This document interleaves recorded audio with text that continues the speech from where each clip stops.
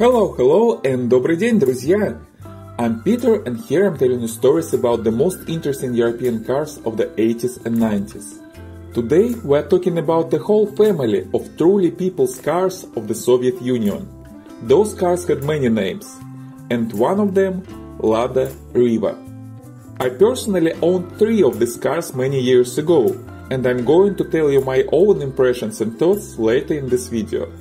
But before we start, don't forget to subscribe to my channel to never miss a new video. And if you already subscribed, thank you so much. Now let's get back to the car. First, let's talk about names. The name Lada Riva was never used in the Soviet Union. The official names of these cars were VAZ-2105 for the sedan, VAZ-2104 for the wagon, and VAZ-2107 for more luxurious version of the sedan. VAZ stands for Volжский автомобильный завод, meaning the automotive plant on Volga River. And all model numbers for its cars always started from 21. This was the standard production code assigned by the Soviet government. But all those cars had also a common family name, Zhiguly. This name came from the name of Zhigulyovsky mountains near the plant's location. An interesting fact, the most popular beer in the Soviet Union had the same name. And I believe this added a lot to the popularity of the cars. The Soviet government reasonably believed that the name Zhiguly could be difficult for foreign customers. So all cars sold outside of the Soviet Union, and there was a lot of them, were sold under the brand name Lada. In old Slavic languages, Lada means something like a beautiful girl who I am in love with or my beloved.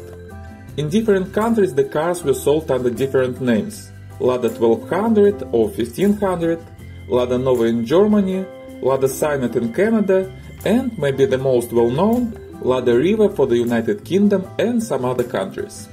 The word Riva actually doesn't have any meaning in Russian or any other Slavic language. This is a totally made-up word. Probably it came from the combination of the Volga River near the plant and the name of another well-known Lada car, Lada Niva.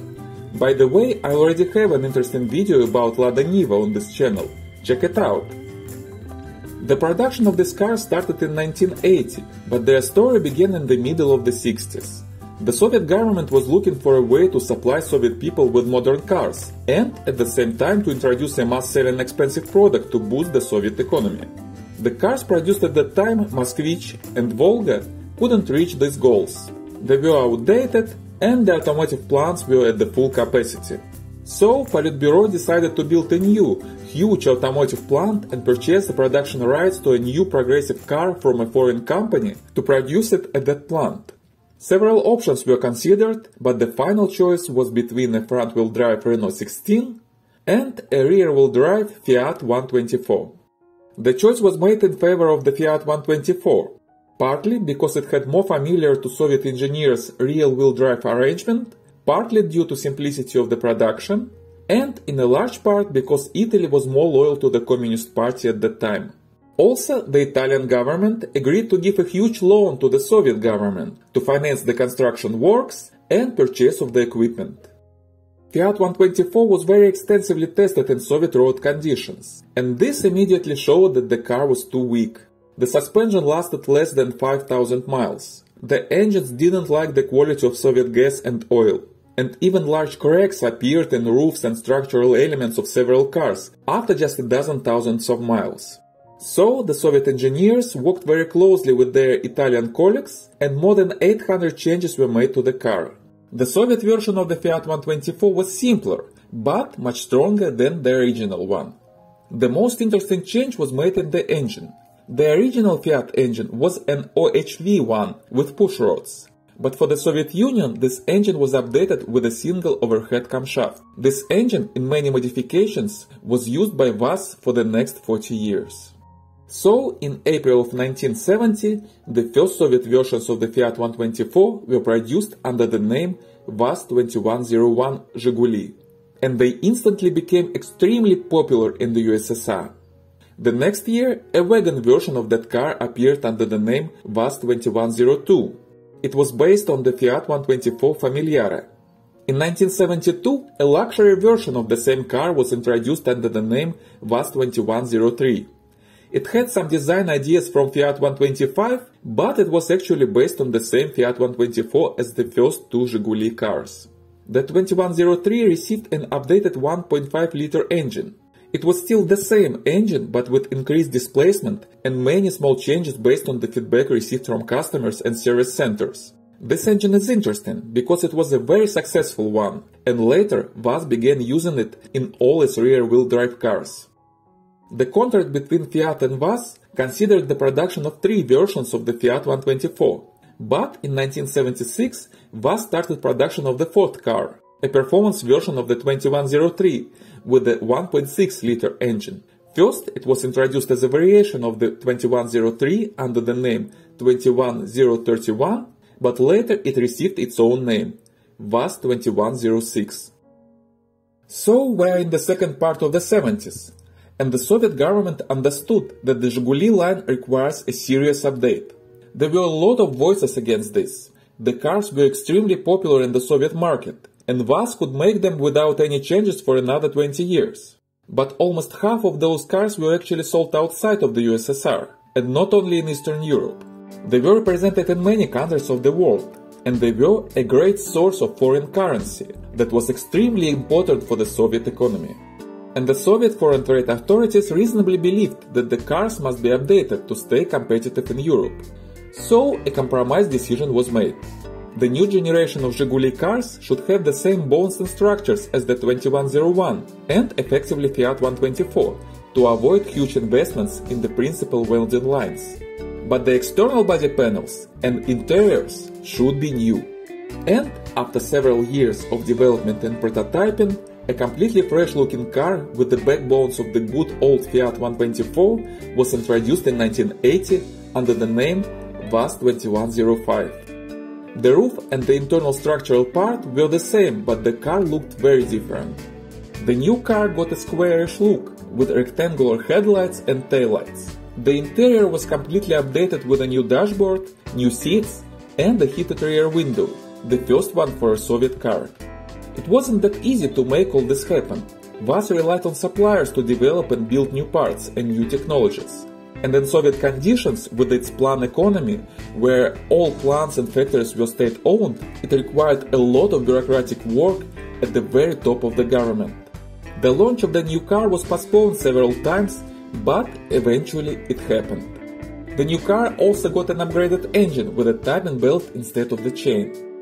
2 years later, in 1982, an improved version of the same car with more luxurious look and features appeared under the name VAZ-2107.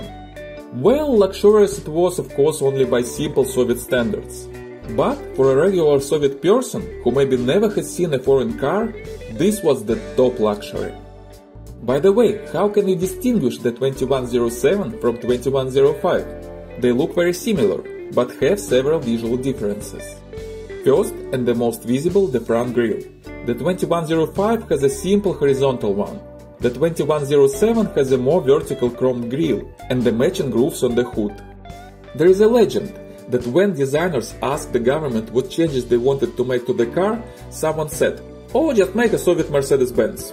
So the designers took an inspiration from the Mercedes-Benz W116 in its Soviet interpretation. In the rear part of the car, the main difference is in the taillights. The 2105 had a vertical stop light, and in the 2107 all lights were horizontal. Another small detail, the 2105 had grooves on the trunk lid, while the trunk lid of the 2107 was flat. And the bumpers were different. The 2105 had metal bumpers with rubber covers, and the 2107 had fully plastic bumpers with chrome covers. It was the first fully plastic bumpers for a Soviet car ever, and the Soviet government had to build a special factory to produce the plastic and the bumpers themselves. But the biggest differences were inside. The 2107 got a completely new interior, with a larger and more luxurious dashboard with tachometer and additional gauges. This was the first mass-produced Soviet car with a central console. Another thing, huge anatomical front seats with integrated headrests. I spent many hundreds of hours behind the wheel of my 2107 in my youth, and I can testify that those seats were really comfortable. Under the hood the cars also were different, at least at the start of the production. the 2105 had its own engine developed specifically for this car, and the 2107 had a bigger engine from the 2103. By the way, this engine was more reliable, and later the 2105 was switched to this engine too. The 2105 that I also had in the end of the 90s had the same 03 engine as in my 2107. Okay, to add even more complication to all these model numbers, VAZ started the production of the wagon version of this car in 1984, and it got the name VAZ-2104. So, the last of the three cars received the lowest model number of them.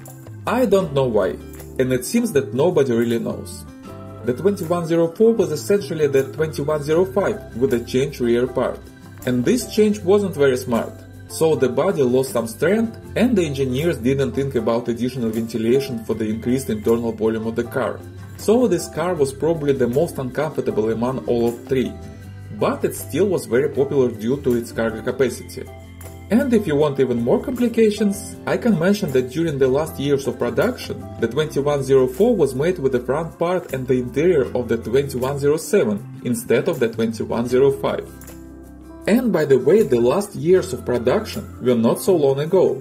The 2105 was produced from 1980 to 2010, the 2104 from 1984 to 2012, and the 2107 from 1982 to 2012 in Russia and Ukraine, and until 2014 in Egypt.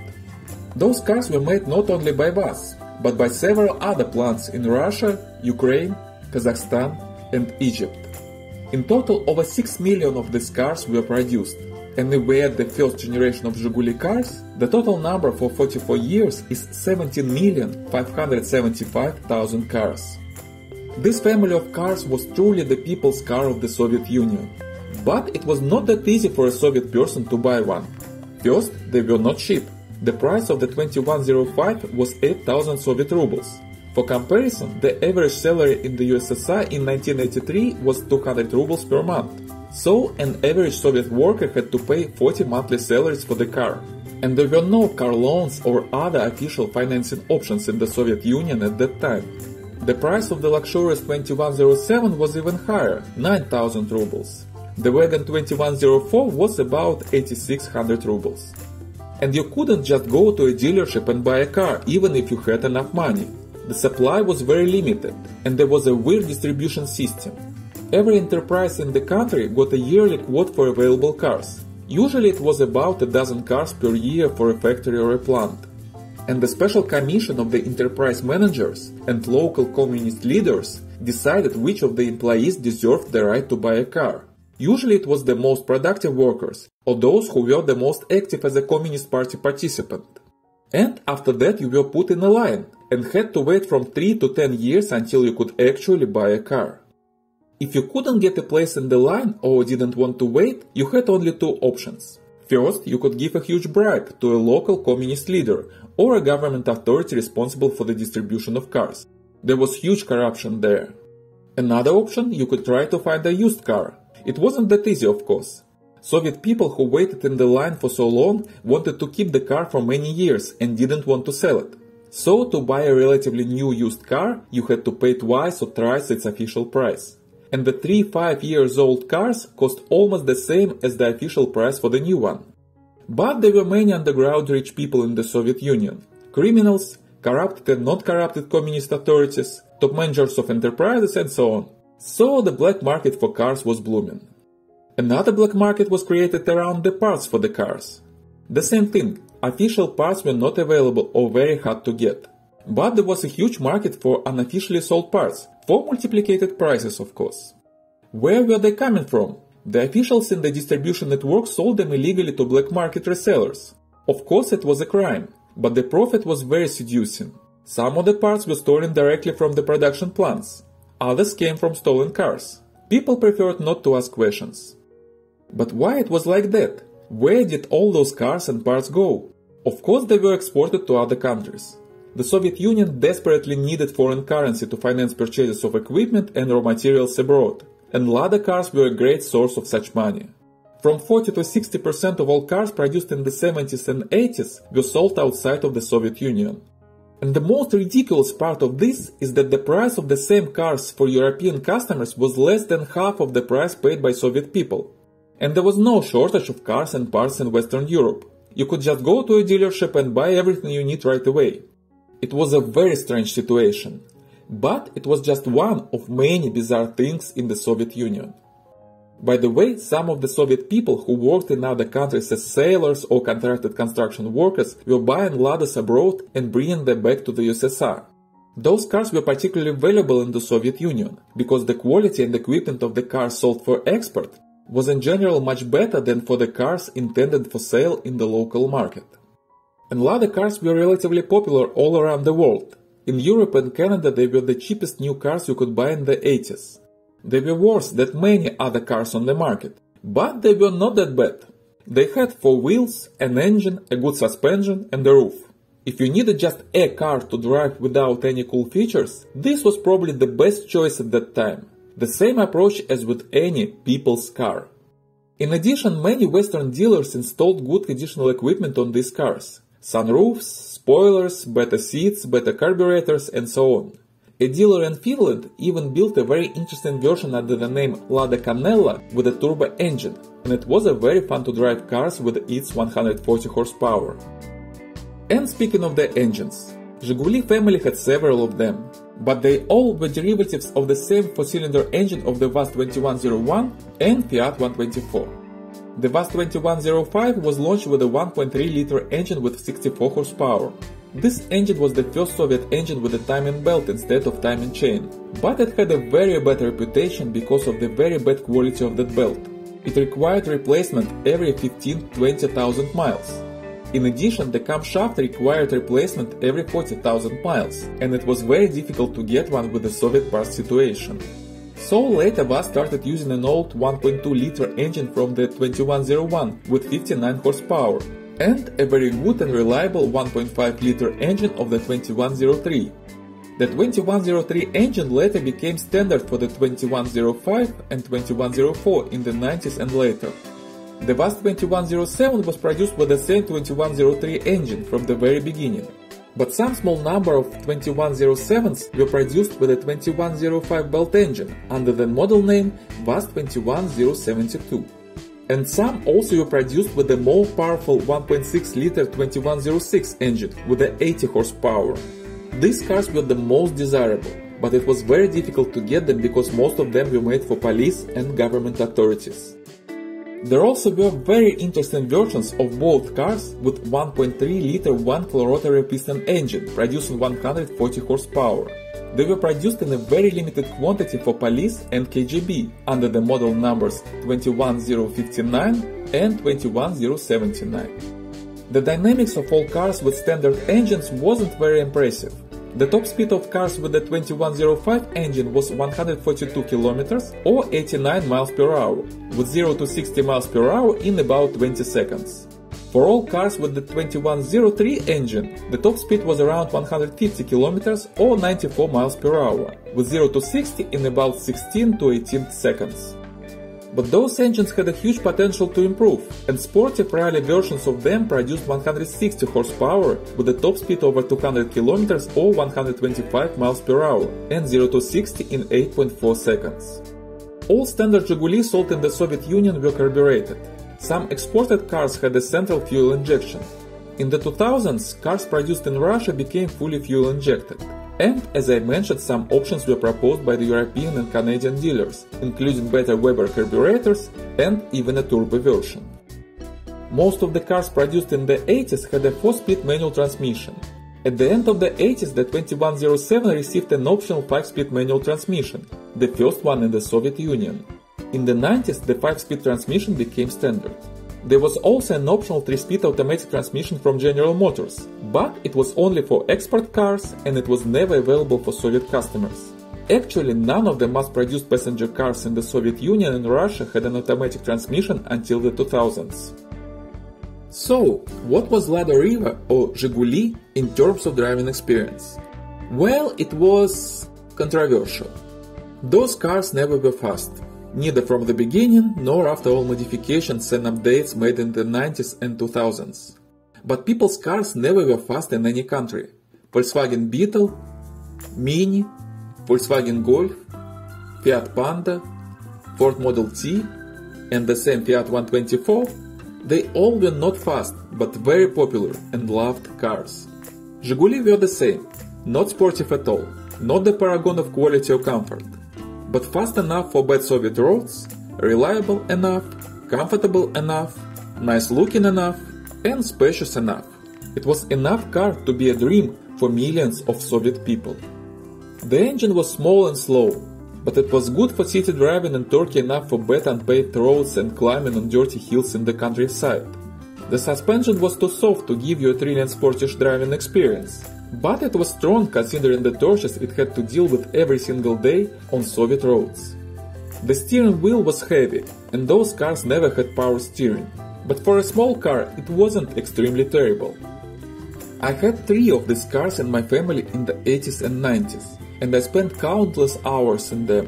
First, as a kid, going to our small country house every weekend. It was called dacha in the Soviet Union.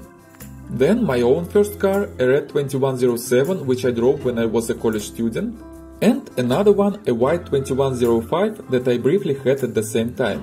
They were much worse than the Audi 80 that I had after that, but compared to other Soviet cars, Moskvich, Volga, Zaporozhets, VAZ, they were really cool. And they actually were on the same level of capabilities and comfort as many other inexpensive European cars at that time. But they were cheaper in Europe. So many European young people of the 80s and 90s chose them as their first car. It wasn't the most comfortable or spacious car I've ever driven, far from that. The ventilation was poor and the air conditioner never was an option. The seats were good although. It wasn't a very big car, but it was more than enough to carry 4 people and a bunch of stuff from cities to country dachas and back. And when I first started to date my wife in a college, the room inside the car was enough for all Kama Sutra exercises we could imagine. This was the car of my childhood and my youth, and the same is true for millions of people in the former Soviet Union and Eastern Europe. So I'm a little biased and nostalgic about it. I remember that I had mixed feelings about it, and I was happy to switch to German and Japanese cars as soon as I had such an opportunity. This wasn't the best family of the cars, but it was great for its time and its place. And I do appreciate its role in my own life and the lives of many people not only in the communist bloc, but all around the whole world. Being the products of the communist industry, these cars were never officially sold in the United States. But many of them are older than 25 years now, and you can legally import them to the US from Europe or some other country if you want an interesting piece of Soviet history. I would go with a car from Europe, preferably Southern Europe. European versions had better quality, and the southern climate helps with the condition of the metal. These cars had some issues with rust in northern countries. And if you do want one, check out our website in the description below. In the United States, the asking price for Ladas now is from 9 to 17,000 US dollars. In Europe, the price is from 2 to 9,000 euros, with exceptionally good cars for 12 to 15,000. In Kazakhstan, the price is usually from $500 to $3,000 now, depending on the condition of the car. I see a business opportunity here. Well, thank you very much for watching.